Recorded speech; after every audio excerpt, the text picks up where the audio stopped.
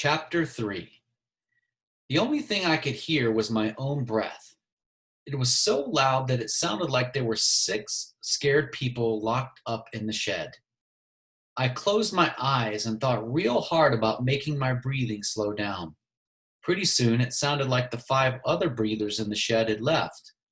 I was still scared, but now it was that get real excited and want to move around kind of scared. It didn't take too long for my eyes to get used to the dark. There was a gray gas can in one corner next to a bunch of gray rakes and a pile of gray rags, and a gray tire next to some gray fishing poles. Maybe Mr. Amos had only pretended to lock the door. I reached my hand toward the gray doorknob, and as quick as that, I went from kind of calm to being in that stand in one place with spit drooling down the front of your shirt kind of scare. Halfway up the door were 3 little flat monster heads guarding the doorknob. Each head had 2 little round eyes staring right at me. The eyes were the only thing in the shed that weren't gray. They were a bright yellow with a big black spot right in the middle. I dropped my blanket and pillow and backstepped until my legs hit the woodpile behind me. From all the fast breathing going on, you'd have thought the 5 other scared people had come back and brought a couple of scared friends with them. Each head had a wide open mouth with a sharp set of pointy teeth and lips smiling back, ready to bite. It felt like the shed was getting smaller and smaller, and the little mouths were getting closer and closer. Then I knew what I was looking at. The doorknob guards were 3 dried out fish heads that someone had nailed to the door. I ran over to the pile of rags and poked at one of them with my shoe to make sure there weren't any rats or centipedes hiding under it. Then I picked it up and hung it over the fish heads so I couldn't see them and they couldn't see me. I picked up my blanket and pillow and had to decide what was the best way to sleep. I knew the floor was no good. I'd have bet all sorts of bugs and roaches were crawling around. I remember what happened to my best friend Bugs when a cockroach crawled in his ear one night at the home. 4 grown folks had held Bugs down whilst they tried to pull it out with a pair of tweezers.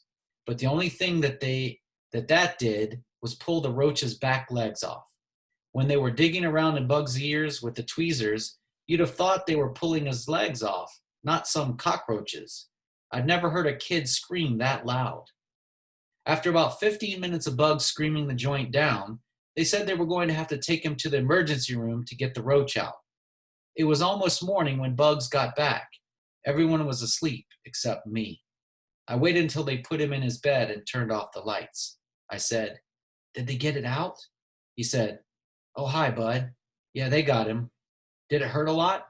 "Nope." "Were you scared?" "Nope." "And how come you were screaming so doggone loud?" He said, "I didn't know I was. I probably couldn't hear me screaming because that roach was so loud. I've seen lots of roaches, but I never heard of one of them make any sound." I said, "Loud how?" "Well, Bugs ain't so different from us as you'd think. Soon as he saw those tweezers coming at him, he was pretty terrified and commenced to screaming in English too, not some bug language like you'd expect from a roach." "Yeah? What'd he say?" "All he kept yelling was, 'My legs, my legs! Why have they done this to my legs?'" That's the true story about how Bugs started getting called Bugs. I'd bet $1,000 that there were roaches on the floor of this shed just waiting to crawl in someone's ear. And I'd bet those Amoses wouldn't have even tried to pull the roach out. And who knows how long I'd have had to listen to some terrified roach screaming his head off right up against my eardrum. I spread the blanket on top of the woodpile and climbed up on it. This put me so I was even with the window. I took a piece of bark and brushed all the spider webs from in front of the window. Then I put my hand on the glass to see if the newspaper was pasted on from the inside or the outside. I touched paper. I spread my fingers and my hand looked like a yellow jacket bumblebee, bright yellow with black stripes. This was a great place to have shadow puppets, so I made my hand be a wolf and a dog and a duck. After a while, that got to be pretty boring, so I scraped at the paper with my fingernails so I could see outside. But I like to keep my nails bit down real low and the paper didn't budge. I took out my jackknife and tried scraping the newspaper with it. The paper peeled away in little curly yellow strips, like that stuff rich people throw on New Year's Eve. I finally got a hole big enough to look out and mashed my eye up against the glass. I could see the back of the Amos house real clear. There was a light on. That had to be Mr. and Mrs. Amos's bedroom. The little bit of light that came through the hole in the paper made me get calm enough that I could lay my head on my pillow and take a nap. When I blinked, my eyes opened. The first thing I noticed was that the light from the Amos's bedroom was out. The next thing I noticed made me wish I'd stayed asleep. Up at the very top of the shed was the biggest vampire bat you'd ever see. He was hanging upside down asleep, but the smell of me rising up to him would probably wake him up at any minute. I reached over to the window and tried to slide it open. It budged an inch. I rolled off the woodpile and crawled toward the door with the fish head guards. I reached my hand up and the doorknob turned. Mr. Amos was trying to help me. But after the door opened a crack, the padlock and the chain on the outside held it tight. I looked back up into the rafters to see if the bat had woke up. He was still sound asleep. Just like there's a time that a smart person knows enough is enough, there's a time when you know you got to fight. I wasn't about to let this vampire suck my blood dry without a war. He could kiss my wrist if he thought that was going to happen. I got up off my knees and picked up the gray rake. I walked over to the woodpile, cool as a cucumber, but inside, every part of my guts was shaking. I stood up on the woodpile and held the rake like it was a Louisville slugger. I eyed where the bat was sleeping and revved the rake like I was going to hit a 400-foot home run. Just before I swung, I remembered another one of Bud Caldwell's rules and things for having a funner life and making a better liar out of yourself. Rules and things number 328. When you make up your mind to do something, hurry up and do it. If you wait, you might talk yourself out of what you wanted in the first place.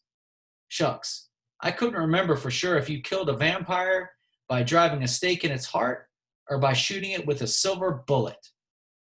If I was wrong and didn't kill the bat right away, I was going to be trapped in the shed with a vampire who was probably going to be real upset that someone had woke him up by whacking him with a rake. I took my jackknife out of my pocket and pulled the blade open. That way, if I didn't kill him with the rake and it came down to the two of us tussling on the floor, maybe a silver blade in his heart would be just as good as a silver bullet. Unless that was what you had to do with werewolves. I raised the rake over my head again, closed my eyes, and swung it like I was Paul Bunyan chopping down a tree with one blow. I felt the rake jerk a little when it hit the bat, and I opened my eyes just in time to see the vampire get cut right in half. I was kind of surprised it didn't scream or cry or say, "Curses, you got me!" Instead, the only sound I heard was a kind of a rattling like a couple of pieces of paper rubbing together, or like dry leaves blowing around in the wind. The next sound I heard was even worse than if the vampire had said, "Aha, you doggone kid, that hurt, but now I get my revenge." It sounded like I'd turned on a buzzsaw in the shed. All of a sudden, it felt like someone had stuck a red-hot nail right into my left cheek. My hand reached up to grab my cheek, and I felt something creepy and prickly there. I brought my hand back down, and it was holding the biggest, maddest hornet I'd ever seen. I squeezed my hand shut to crush it, but it got in another sting on my palm. What I thought was a vampire bat hanging on the ceiling was really a hornet's nest, and now there were about 6,000 hornets flying around in the tiny shed, and each and every one of them was looking for me. Another fire nail went into my knee, and a second one went into my sock. Maybe this was why the other kid that they had found in here had been as big as a whale. He was swole up from all the hornet stings. I dropped my shoulder down and charged at the door with all my might. The door banged against the lock but didn't budge an inch. All that happened was that the rag I'd covered the fish heads with came off, and I got bounced back and landed square on the floor. I jumped up again. This time when I charged at the door, I put my hand out like Paul Robeson running down the football field. This wasn't a real good idea. I forgot all about the fish head door guards. My fingers went right into the mouth of the biggest one, and his little needle teeth cut me like a razor. I pulled my hand back and screamed. Another hornet buzzed into my ear, and it felt like someone had poured hot wax right down into my brain. The only thing I could think to do was jump on the woodpile and bust the glass out of the window. I grabbed the handles out of the window and gave them one more jerk. I guess being scared gives you a lot of strength, because this time the window flew open with a loud bang.